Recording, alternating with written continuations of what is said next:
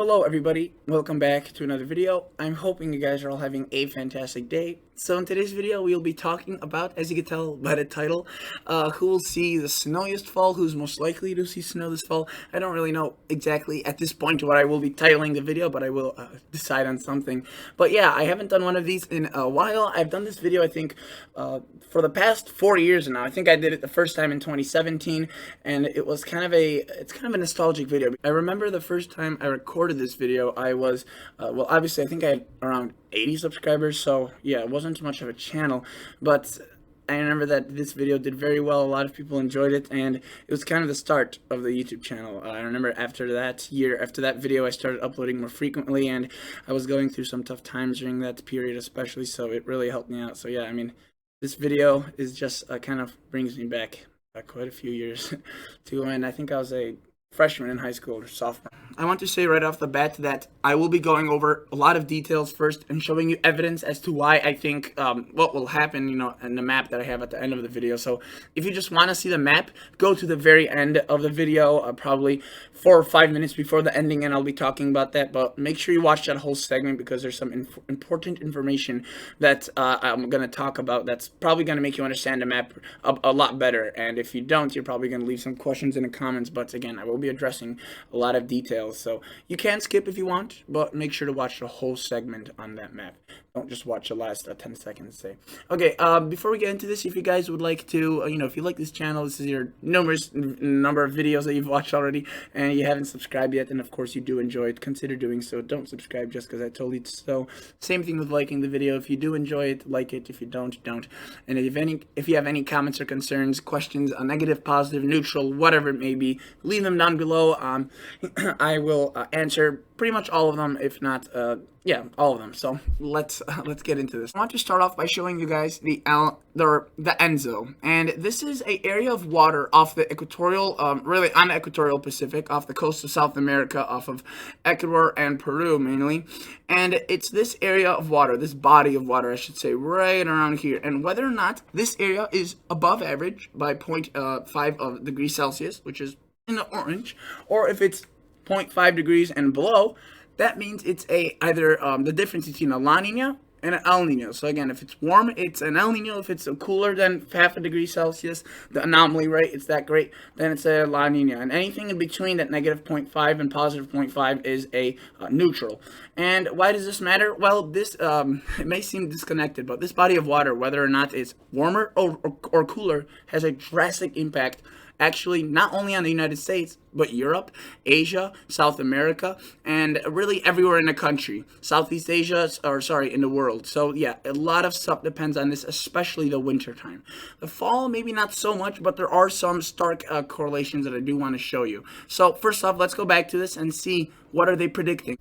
An ENSO neutral right now is favored through the remainder of the northern hemisphere summer, while a La Nina is more likely to start in August through October. So yes, right now we are in a neutral. If you recall, last winter we were in a La Nina. And notice, right? September, October, November, December. That's what these abbreviations stand for right here. And look, we were in the La Nina, an actual pretty strong one, especially around late fall. And right now we are in a neutral. So we went from a La Nina to a neutral, most likely back into a La Nina. And you can see the chances of that La Nina grow. I want to show you some weather models that predict this type of stuff. Really more like climate models. Notice that this group of models does favor quite a few of them actually show a neutral. So again, the confidence whether or not a La Nina will develop is still a bit low, but there is officially a La Nina watch. And notice that, again, anything below that negative 0.5 is a La Nina. And you can see that there are quite a few models trying out this line that are below here, but there are quite a few that are showing a neutral. So, that could mean a world of a difference. And there is just one, just one showing an El Nino. So at this point, an El Nino is a very, if not extremely unlikely. Now, let's take a look at a different set of models. This one I would say is more accurate based on previous years. I've been doing this. I've been looking at this slideshow with its updates every other Thursday.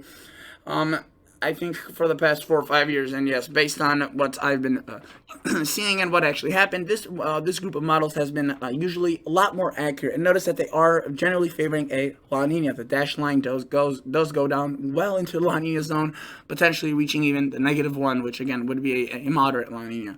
But for now, it looks more weak. Definitely still quite a few showing a neutral, but a bit more showing that La Nina on this model. So again, what they're predicting is that for this body of water, it will get cooler. It won't be warmer, which would be an El Nino. It won't be somewhere in between, which is a neutral. It will be a La Nina. And okay, all of this junk, right? All of this information I showed you. Okay, La Nina, El Nino, neutral. What on earth does that mean? How, if the La Nina does form, will it impact our fall? And how will that impact who sees snow this fall? So if you recall, last year we were in a La Nina, right? During the summer, which is kind of right now, we are in a neutral, and we're going back into a La Nina. So what I did was I chose years that were similar to our current year and what's forecast to come. Again, that's the potential error right there. What may come is predicted inaccurately, but I'm assuming that what the Climate Prediction Center shows is accurate with that La Nina potentially developing into the winter. So I chose years where the summer was a neutral and then it went into a La Nina. So say June, July was a neutral, and then it dove into a La Nina. I didn't care what it was followed by before the neutral. Could have been an El Nino, could have been a La Nina. I don't care. As long as it was a neutral going into a La Nina. And what did those years look like? And our first year that did that was, well, last year. Last year we went from a neutral into a La Nina. And notice, this is what September through November looks like in terms of temperature anomalies. So this is assuming an average, which is based on 1981 through 2010 climatology. They take averages for September, October, November, right? And based on what happened in last fall, this is what it was. It was warmer than the average across most of the West, the East, the South, but it was decently cooler across the northern U.S. Notice, this is definitely more of a warm scenario fall, right? But it's just 1 year. So let's take a look at other years that are similar. Well, we don't have to go far. 2017 was a very, very similar year in terms of the development from a neutral to a La Nina as this year. And look at the fall. It was very, very warm. It was above average. It was, again, a very, very warm fall, to say the least. And this is the thing I want you to notice, that in the more years that I show you now, 2008, it's still warm. It was cooler a bit across the south, but it still was good warmth across the northern U.S., southern Canada, the West. And this is the thing, even though I do think that the winter with a La Nina has a good chance of being cold and snowy for a good portion of the U.S., the fall, and I've said this before in my previous videos, fall, I think, will be rather warm and snow-free for a good portion of the United States. Now, obviously, if you always see snow in the fall, basically, you never don't, you probably will see snow this fall. It's not going to be it's not going to be July and November across Minnesota, but it's going to be above average. So if your average in Wisconsin is 55, say in October, you might be in the 60s or even 65, right? That's, again, above average. Yeah, this is the thing. So bear with me here. This is something I want to, important to notice, that it's looking like every single year that that was similar to our upcoming year is rather warm. And yes, I know I'm a snow lover. I'd want a cold fall as well, but unfortunately, it looks as if we could be looking at a very, very warm fall. And yes, there could be a few pockets that are chillier, and you can see that the years do differentiate, right? Cooler across the south. Then this year, it's warmer. 2005 was very warm across the northern plains. Was very a bit cooler across the south, but still above average. And it actually was cooler across the west coast. Now look at this year, 1998. Big cooler across the coast and northeast, but again, predominantly warm. Very, very warm for much of the country. Again, you could see the trend. Now, this is 1 year where the trend was broken. You could see a lot of cool air. Again, that's possible this year. I'm not saying that it's impossible, but it's rather unlikely, and this is definitely an outlier, right? And that's important to notice. Which years aren't an outlier and more of the average, something like this or this, and whether some things like this where it's most definitely a outlier. And you can see it was warm in some portion of the country, the West, but really there was a giant cold fall across much of the eastern United States during the 1995 year. This is 1983. Notice holding on to a bit of both. There's definitely a bit more cooler air than from prior years that were similar to our year this year. Again, that neutral going into a La Nina. But yeah, you could see there was a bit of cooler air across the north, the south, but generally in the central United States and southern Canada it was rather warm. And this is another year where it was just a bit cooler. And if it was cooler, notice it was either the west coast, the south, or the northwest. Notice, right? So this year, again, for example, going back, it was the northwest that was cool. Here, it was the east, again, more of an outlier year. Here, you can see it was the west coast. Here, it was the west coast. Here was the south. Here was really all out warm, but it was just a bit less warmer across the south and the west coast. So again, that may be something to note for. And then notice last year was a bit different, where it was cooler across central southern Canada.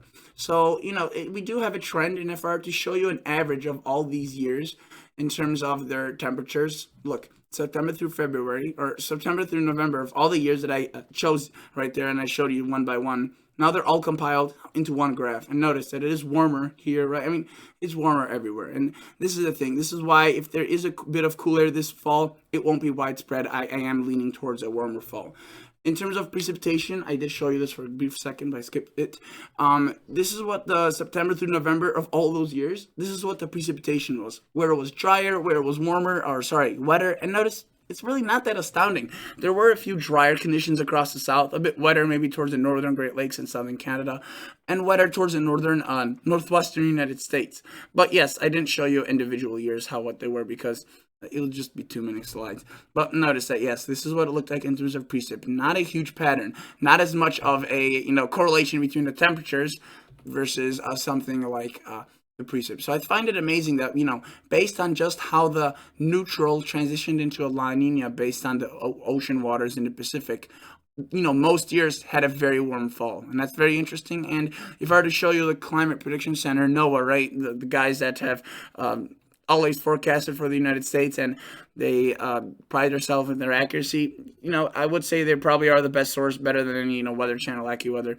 It is just naturally hard to predict far out, and you can see that they're really agreeing with that, especially pinpointing the southwest and east with that warm air. And as I mentioned, where it is cooler or potentially just less warmer, it is either the south, the northwest, or the west coast. And this year they're going with the northwest and south. So I mean, there is a pretty remarkable correlation right there this year, or remarkable correlation with all the years. And again, this year seems to be following that.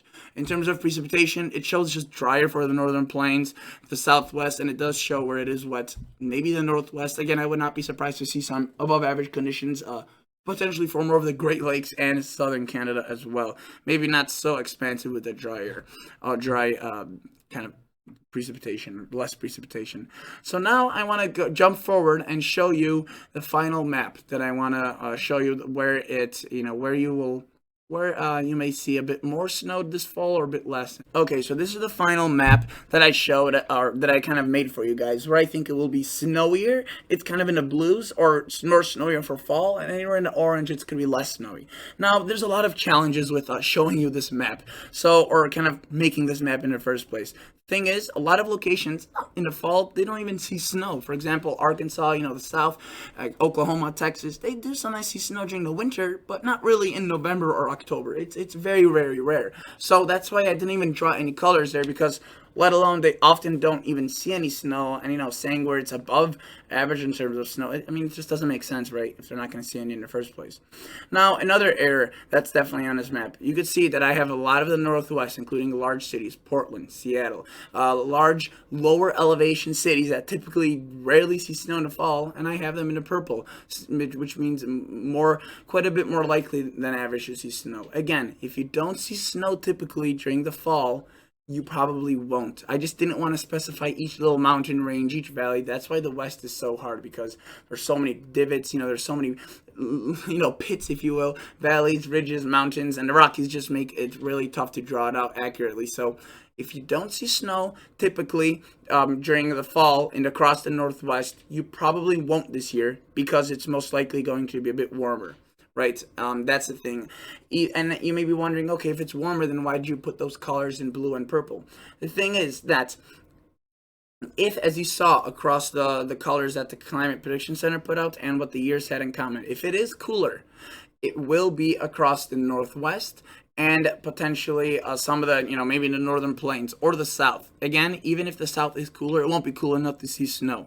However, if the Northwest is cooler, they will also most likely have above average precipitation. If you saw like Climate Prediction Center outlook, they did show above average chances here. So if you get some cooler temperatures, cooler conditions, and you do get some above average conditions in terms of precipitation, a lot of storm systems, I do think that a lot of these locations, especially right there into Washington, just really in the mountainous areas away from the coast, will be quite a bit more snow potentially than usual. Again, I do think that obviously if you don't see snow in a lower elevation, Seattle won't be seeing snow. Portland won't be either. It's very, very, very unlikely that you will be seeing snow in the fall. You rarely see it, sometimes not even in the winter if it's a bad year. So again, I don't think you'll be seeing any snow in the fall. It won't be that cold. And if it's just chillier, it won't be still enough to cause it to snow at low elevation. So again, I have the highest confidence of it being above average for snow across these locations in that darkest pink, kind of the darkest, smaller area. And then in that purple, again, most likely also above average snow if you do usually see snow. If you usually don't, you probably won't. Again, that's why the Northwest is very hard to forecast, and that's important because I probably will get a few comments that are like, how the heck will it snow in Seattle? Again, I'm not saying it will, even if it's cooler. And again, this whole thing is kind of hinged on the fact that if it's cooler, which if there is an area across the U.S. this fall that is cooler, it's most likely the Northwest. Even though the summer's been very hot, again, it seems there will be some changes. And now I get towards a less confident area. Notice that I have Idaho, Montana, Washington, Wyoming, Oregon, Nevada, California in this darker blue. Now, this is a bit less confident. Again, this is more confidence because I don't think the cold air will be this expansive, though if it is a bit more expansive, then these areas will also see a bit above average snowfall.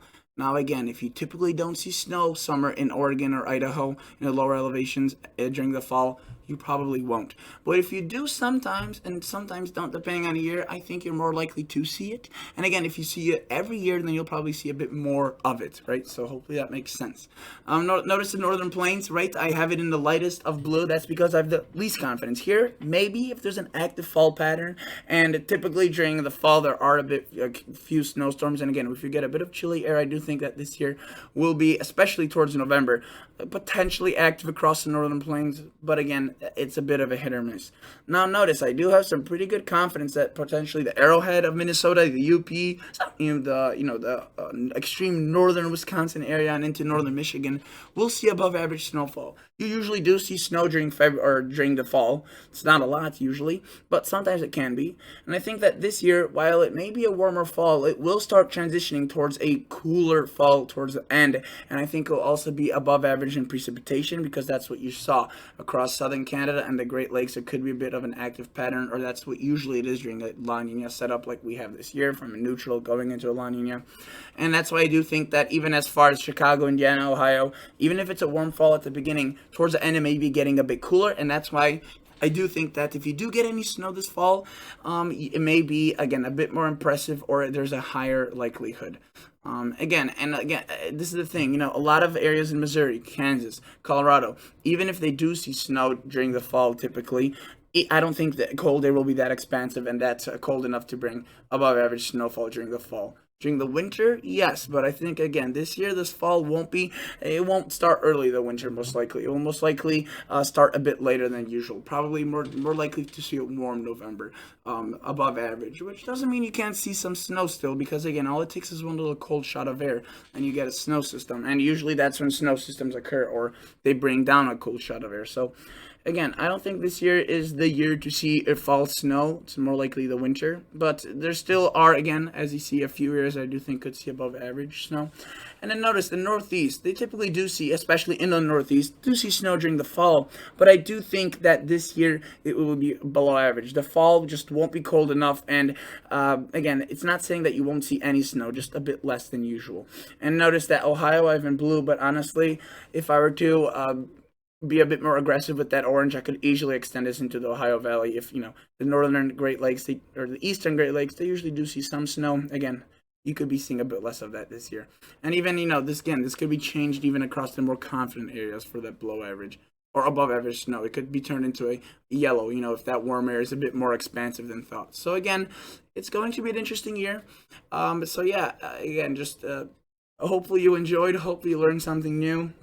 It's going to be a lot more clear, and it's going to make a lot more sense when I make a video of who's going to see more snow than average for this winter, right? Because usually, even across the snowy cities like Marquette and Duluth, you don't see a lot of snow in the fall. Obviously, you do see some. It would be unusual for you to see nothing, all the way up until December 1st, no snow. That's rather unusual. But again, I don't think that it will be a winter or fall filled with massive snowstorms. There will be some for sure, especially towards the later part, but it looks more on the warmer side, to say the least. So again, that's why the further southern locations, even of Kansas, Missouri, Nebraska, sometimes see snow in the fall, and they usually do. I don't think it will be above average, which is why I'm not coloring them in. All right, guys, thank you so much for watching, and I'll catch you all on the next episode. Stay safe. See ya. Bye.